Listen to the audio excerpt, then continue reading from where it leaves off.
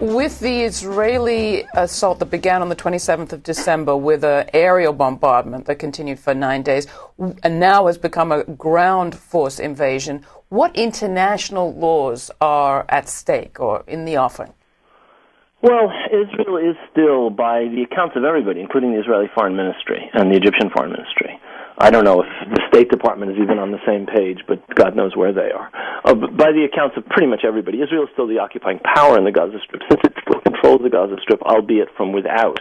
Therefore, the Fourth Geneva Convention applies. That means that Israel has the responsibility to safeguard the well-being of the population of the occupied territories, not to kill them, in other words, and is also subject to the obligations that any power is subject to in using proportionate means in self-defense and in not needlessly risking the lives of the civilian population. So Israel has specific responsibilities as an occupying power and the same responsibilities that any state or any actor subject to international law would have. And yet, as you point out, violations of various kinds, if you look at the blockade, there are certain questions of violation right there.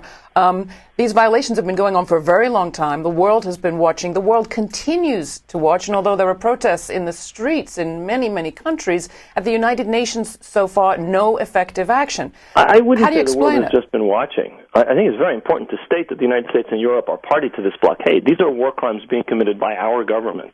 It is not just that we are violating U.S. law by delivering weapons that are being used for manifestly non-defensive purposes. It is also that our government and the European governments have connived in this blockade of Gaza to achieve the objective that the United States and the European powers want to achieve of forcing Hamas to its knees, bringing it down. Connived how beyond doing nothing? It's much worse. It's collaboration in war crimes, in my view. Because of the U.S. continued military support, the U.S. financial support of Israel? Specifically because the United States supports this blockade. It has done absolutely nothing to stop it. It has verbally supported it. I mean, listen to what the administration says. It doesn't even talk about the blockade. And they have an obligation to stop it.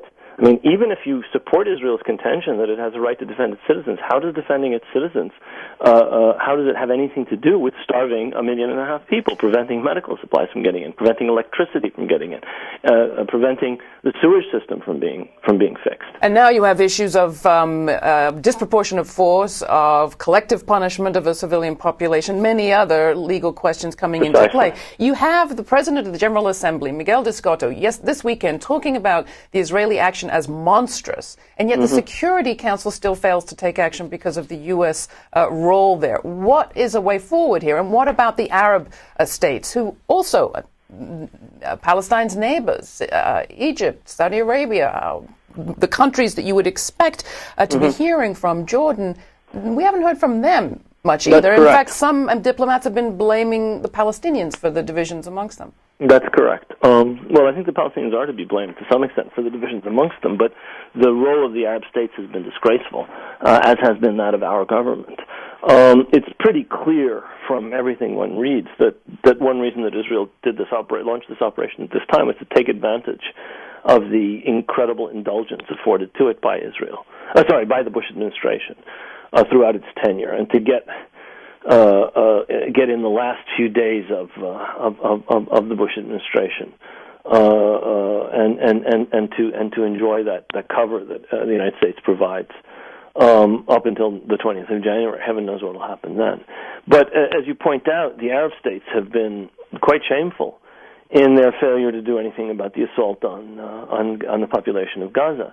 Now, there's a political difference between the governments of Jordan and Saudi Arabia and Egypt, and between Hamas. In the case of Jordan and Egypt, the opposition to the regimes is led by the Muslim Brotherhood, sister organization of Hamas. And so they have their own internal security and regime security reasons for doing this. But it is seen as shameful by their own populations, whence the demonstrations in Egypt and elsewhere. Even in Saudi Arabia, there have been demonstrations. And this is underreported in the United States. One has to watch other media to see the degree of anger in places like Turkey, for example, over what is happening, and in countries whose governments, I think, initially were perfectly happy to sit by and watch the Israelis pound Gaza, but which are now being embarrassed by the fact that their own public opinion is rising up and protest. What do you think this is doing for the relationship of the Palestinian people, even beyond Gaza, to Hamas as an organization? Well, I think it was the case. I mean, I was in Palestine in November and into early December, and it was the case, I think, that Hamas was losing support at that time, as was the Palestinian Authority. Neither was very popular with most people, and I think none of the above would have won any election, any free election that might have been held at that time. I think the Israeli assault on Gaza has reinforced the popularity of Hamas.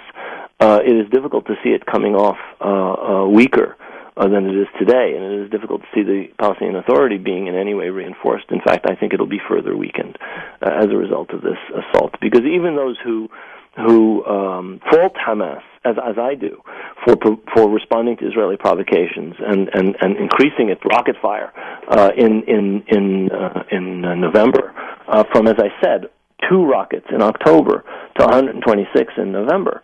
These are Israeli figures, by the way. And in this case, they're probably accurate.